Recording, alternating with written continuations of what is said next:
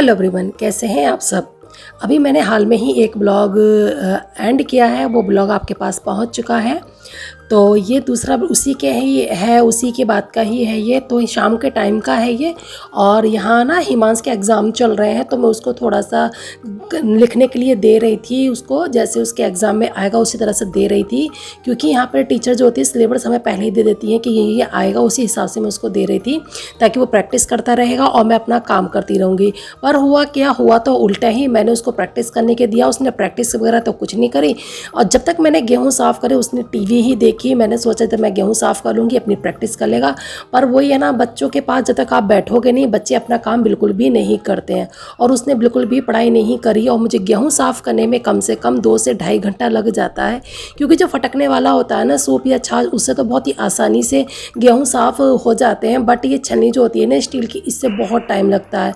तो मैं जब तक गेहूँ साफ़ करे उसने कुछ भी नहीं करा, तो फिर मैंने सोचा कि अब नहीं कर रहा है तो क्या करूँ। क्योंकि ये काम भी बहुत ज़रूरी था, क्योंकि आटा मेरा ख़त्म होने वाला है। अगर उसको मैं पढ़ाने के लिए बैठ जाती तो मेरा ये काम रह जाता। और भी मैंने इसलिए छोड़ दिया। मैंने कहा चलो इसको मैं बाद में ही पढ़ा लूँगी, पहले मैं अपना गेहूँ साफ़ कर लेती हूँ। तो ये वही गेहूँ है जो मैंने सफाई यहाँ की थी ना, तो इसे टब में मैंने भर के रख दिए थे। तो वही वाले मैं गेहूँ साफ़ कर रही हूँ। और नए वाले जो गेहूँ थे वो मैंने ड्रम में भर के रख दिए थे। तो इस तरह से मुझे साफ़ करने पड़ते हैं, तिनका तिनका इसी तरह से चुन के निकालना पड़ता है। और सूप से क्या होता है, इस तरह से आप फटकोगे जो भी कूड़ा कचरा होता है वो आगे आ जाता है और आप उसे हाथ से आसानी से निकाल सकते हैं। पर इसमें ऐसा कुछ भी नहीं है। इसे आप छानोगे भी तो इसमें से सिर्फ धूल धूल निकलती है और कुछ भी नहीं निकलता है छलनी में से। ये छलनियाँ जो होती हैं ऐसी होती है, सारा कूड़ा हाथ से ही निकालना पड़ता है, इसलिए मुझे इतना टाइम लगता है।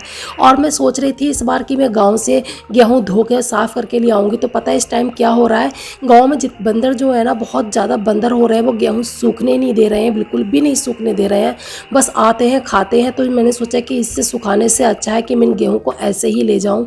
तो इसलिए इस बार भी मैं बिना धुले ही गेहूँ लेके आई हूँ। और यहाँ पर गेहूँ धोने का कुछ भी जुगाड़ नहीं है। पहले जहाँ मैं रहती थी वहाँ तो मेरे यहाँ जुगाड़ था, क्योंकि नीचे का था मेरा, तो मैं नीचे आराम से गेहूँ धो लिया करती थी। मुझे काफ़ी जगह थी पीछे को मिली हुई, तो उसमें मैं धो लिया करती थी। अब यहाँ छत पे भी धोने जाओगे तो छत पर भी पानी का कोई इंतज़ाम नहीं है। अगर मैं बाथरूम में धोती हूँ तो बाथरूम सारा इसके गेहूँ के छिलकों से भर, कूड़े कचरे से भर जाएगा, जाली भी बंद हो जाएगी। तो इसलिए मैं नहीं धोती हूँ। इसलिए मैं इसलिए साफ़ करके ना इनको पिसवा ही लेती हूँ। देखूँगी नल छत पे कुछ जुगाड़ करने का, नलका वगैरह का कुछ ना कुछ तो करना पड़ेगा, क्योंकि गेहूँ धो के ही पिसवाओ तो ही ज़्यादा अच्छे रहते हैं। आशा करती हूँ आप सब अच्छे होंगे, मस्त होंगे, मज़े में होंगे। तो मैं बबली आप सबका आपके अपने चैनल हिमांश रिया ब्लॉग में तहे दिल से वेलकम करती हूँ। तो बज रहे हैं शाम के 3:30 के आसपास का टाइम है। और जस्ट अभी बस मैंने गेहूँ साफ़ करके झाड़ू ही लगाई है। और इतनी थकान हो रही है, क्योंकि जब से मैं उठी हूँ ना तब से मैं 1 मिनट के लिए भी नहीं बैठी हूँ। बहुत थकान हो रही है, एक के बाद एक काम है। अभी बस झाड़ू लगाई है। अब मैं हिमांश को पढ़ाऊँगी, क्योंकि मैंने उसे होमवर्क जो दिया था उसने बिल्कुल भी नहीं कराया। मुझे उसको पढ़ाना भी है। सही में बच्चे आप बिल्कुल भी नहीं समझते माँ बाप को, बिल्कुल भी। बस उन्हें तो ये लगता है कि कर लेंगे कर लेंगे कर लेंगे, 1 मिनट का भी रेस्ट नहीं मिलता। बस काम काम काम काम और कुछ नहीं है लाइफ में काम के अलावा। ऐसा लगता है एक दिन ये घर के काम ना हमारी जान लेके बैठेंगे और कुछ नहीं है। मतलब चाह कर भी आराम नहीं कर सकते, कंटिन्यू बस काम करते रहो और कुछ भी नहीं है।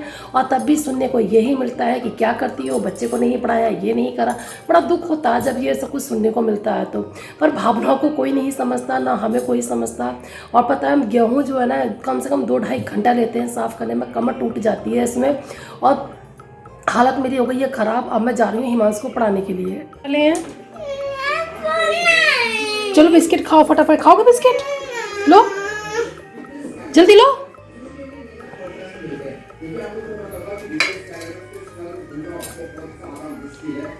तो गाइस बन रही है मेरी यहाँ पे चाय, क्योंकि शाम का टाइम हो गया, मुझे बहुत थकान हो रही है। और मैंने थोड़े से बिस्किट ले लिए हैं। मैंने अभी ज़्यादा बिस्किट इसलिए लिए हैं, मैं तो 2 ही खाऊंगी, बट 1-2 मेरा बेटा भी ले लेगा, उसे बिस्किट का बहुत शौक है, इसलिए मैंने थोड़े से ज़्यादा ले लिए हैं। और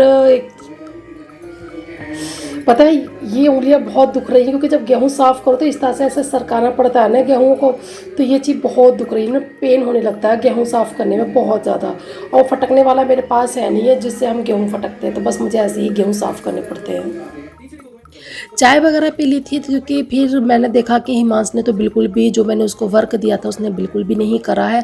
पहले तो मैंने जो इसको रिटर्न दिया था पहले वो करवाया, अब मैं इसको डिक्टेशन बोल रही हूँ, क्योंकि इनके एग्जाम में डिक्टेशन भी आती है। तो हिंदी का इसका पेपर है, तो हिंदी की मैं प्रैक्टिस करा रही थी। जो हिंदी के होते हैं ना स्वर और व्यंजन, वही मैं इसको लिखवा रही थी। इसको डिक्टेशन बोल रही थी, वो लिख लेता है, अगर डिक्टेशन बोल दो तो लिख लेता है आसानी से। पर ये थोड़ा सा टीवी चल रही थी तो थोड़ा सा ये प्रॉब्लम कर रहा था लिखने में, तो मैंने क्या काम करा, टीवी ही बंद कर दिया, तब जाके इसने डिक्टेशन लिखी है। अब वो गया है सो, और थोड़ा सा बस एक ही इसका मतलब इसने सब कुछ कर लिया है, अपने एग्जाम की तैयारी जो भी थी सारा सिलेबस उसका मैंने करवा दिया। अब फटाफट से मैं कर लूँगी अपना सोफ़ा क्लीन, और बुरा है सो। और छत पे से अभी मैं हाल में ही कपड़े उतार के लेके आई हूँ कपड़े, और इतनी तेज़ धूप है कि आलस आता है। मैं शाम को 5:30 बजे के आसपास कपड़े उतार के लेकर आई थी, क्योंकि मैं सोच रही थी मैं 4 बजे जाऊँ कपड़े उतारने के लिए, तो मन नहीं कर रहा था इतनी तेज़ धूप में। तो फिर मैंने छोड़ दिया, मैंने कहा बस थोड़ी सी धूप ढल जाएगी मैं तभी जाऊँगी। तो हिमांश ने खाए थे, यहाँ पे जो चने होते हैं वो खाए थे, उसका छिलके वगैरह पड़े थे, पैरों में चुभ रहे थे। तो फिर मैंने सोचा कि पहले ना मैं झाड़ू ही लगा देती हूँ, क्योंकि सूरज अभी ढला नहीं है। तो मैंने सोचा सूरज ढलने से पहले मैं ये साफ़ कर देती हूँ, बाद में मैं कपड़े तय करूँगी। पता है एक काम और करे, कहते हैं कि जब लक्ष्मी आती है शाम के टाइम हमें अपने द्वार बंद नहीं करना चाहिए। जो भी आपका घर का द्वार है, मेन द्वार है, आपको ना शाम के टाइम कहते हैं घर के जितनी भी द्वार है, गेट हैं, सबको खोल देना चाहिए। कहते हैं ना जो हमें पता चल जाए कि हमारे घर में गेस्ट आने वाले हैं तो हम उनके स्वागत के लिए अपने घर के सारे द्वार खोल देते हैं, ताकि हमारे मेहमान आए और फटाफट से वो एंट्री कर लें। तो ये भी ऐसा ही है, जो हमारे घर की बरकत होती है ना, उसकी स्वागत के लिए ना शाम के टाइम हमें अपने घर के सारे बंद दरवाजे खोल देने चाहिए उनके वेलकम के लिए। कहते हैं अगर शाम को सारे दरवाजे बंद रहते हैं, जो हमारे घर की बरकत होती है ना वो वापस चली जाती है, ऐसी मान्यता है। किंवदंतियाँ तो बहुत सारी है, फॉलो करो तो बहुत है, ना फॉलो करने के लिए तो कुछ भी नहीं है। बस ये है ना कि जो लोग मानते आए हैं तो उन्हें मानते हैं, तो वही वाली बात है। जो चीज़ हम बचपन से देखते आते हैं ना वो हमारे माइंड में सेट हो जाती है, वही मेरे माइंड में सेट हो गई है। देखिए किसी भी बात का, किसी भी किंवदंती का कोई ठोस सबूत तो किसी के पास नहीं होता है, बस वही है जैसे सब मानते आते हैं, वही सब अपने अपने विचार प्रकट करते हैं, वही मैं आपको बता रही हूँ। तो सारे कपड़े मेरे हो गए थे तय, और मैंने यहाँ पर सारे कपड़ों को रख दूँगी। और ये देखिए मेरी अलमारी कितनी खाली खाली लग रही है, और हिमांश के सारे कपड़े अब एक ही बास्केट में आ जाते हैं इस रेड वाली में। पहले मुझे हिमांश के कपड़े बाहर भी रखने पड़ जाते थे, जहाँ ये ब्लैक कलर का कोट का कवर रखा हुआ वहाँ रखने पड़ जाते थे। तो ये बात सही है, मान्यता है तो सब मानते हैं। और ये शाम का टाइम हो गया, हस्बैंड जी आ गए थे ऑफिस से, उनका टिफ़िन भी था, तो मैंने सोचा चलो शाम के जो चाय के खाए पिए बर्तन है पहले हम वही साफ़ कर लेते हैं। बर्तनों की तो कोई सही बताऊँ अनलिमिटेड बर्तन होते हैं, कितनी बार बर्तन साफ़ होते हैं खुद नहीं पता मुझे भी। तो फटाफट से बर्तन कर लिए हैं मैंने, मांज लिए हैं, मैं फटाफट से धो के रख लूँगी। मैं एक टोकरी भर के बर्तन होते हैं कम से कम 30, आज सुबह से लेकर रात तक मेरे 3 से 4 बार बर्तन साफ़ हो जाते हैं, और एक एक टोकरी भर भर के होते हैं।